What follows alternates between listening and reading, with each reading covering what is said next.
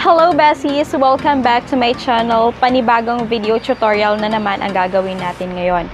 At ang gagawin natin ngayon is all about kung paano gagawing webcam ang ating mga cellphone. Pag-uusapan natin yan pagkatapos ng intro.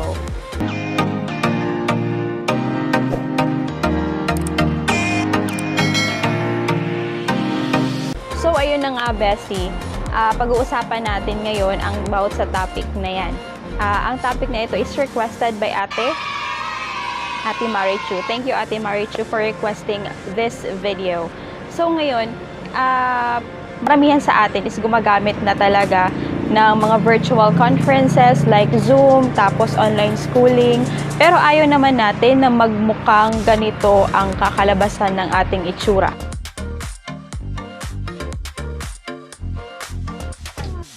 Diba? Ayaw natin ng ganyan. Kasi sayang ang mga beauty natin, best. Meron ba ako nun?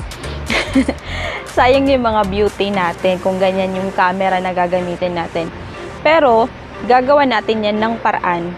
Hindi tayo kailangang gumastos para bumili ng mamahaling webcam para lang magkaroon ng clear video sa ating mga Zoom conferences at sa iba pang online activities natin. Ituturo ko sa inyo step by step kung paano nga ba gagawing webcam ang ating Android phone.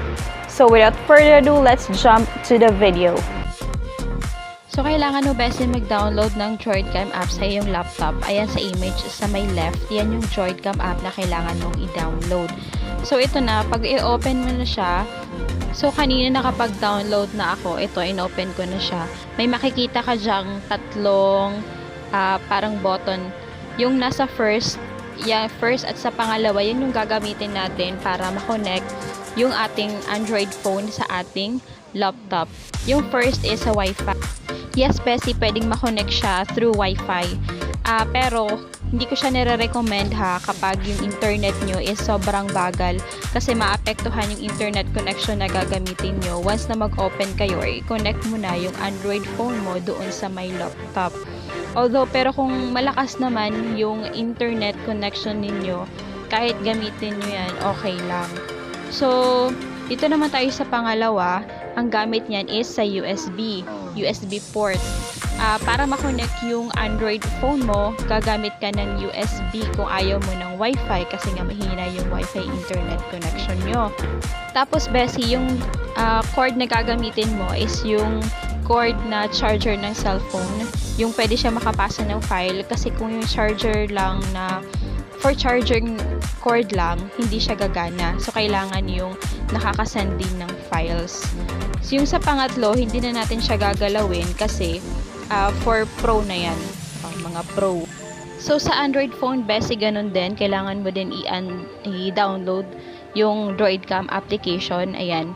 Tapos, kailangan yung device IP sa may laptop is pareho sa Wi-Fi IP ng Android. And also, yung Droidcam port sa ating laptop ay kailangan pareho din doon sa Droidcam port ng ating Android phone. So, ayan, i-check natin 192.168.254.137. So, pareho naman sila ng device IP at Wi-Fi IP.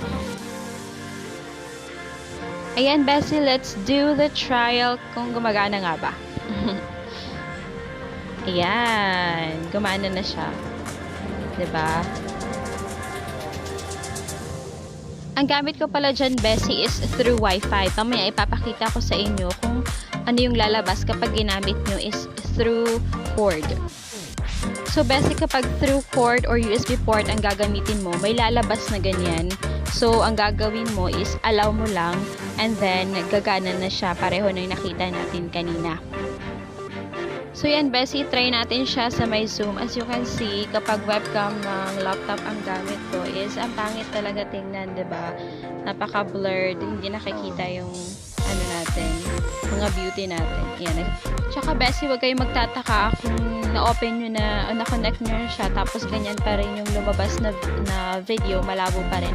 Kailangan nyo lang siyang i-adjust doon sa may video settings, tapos i-click nyo yung Droidcam 2. Ayan, magiging ganyan na kalinaw yung inyong camera or yung video. kaibahan, yan, nag-wave pa siya. Kitang-kita yung kaibahan kapag webcam ng laptop ang gamit mo kasi sa Android phone, diba? Ang linaw, best. So, hindi mo na kailangan gumastos pa pambili ng webcam sa tuwing meron kayong Zoom meeting or online schooling. Ayan, thank you so much, Bessie, for watching my video. Kung meron pa kayong katanungan regarding sa mga laptops or kung gusto nyong mag-request ng ating gagawing tutorial, just comment below. And please don't forget to like, subscribe, or share my videos para more tips at maraming makinabang sa ating mga videos na gagawin. Ayan.